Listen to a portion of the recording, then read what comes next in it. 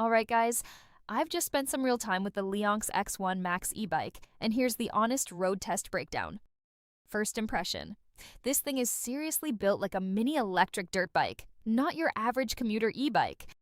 The frame feels heavy-duty, the suspension is proper off-road spec, and those mixed wheel sizes actually make it feel super planted when you're riding fast. On the road, the biggest shock is the power.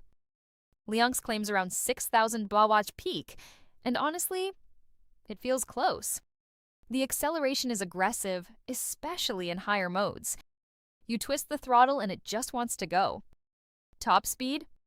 I saw it pushing close to that 45 to 50 mph per range depending on conditions, but what surprised me more was how stable it still felt at speed. Now, it's not perfect.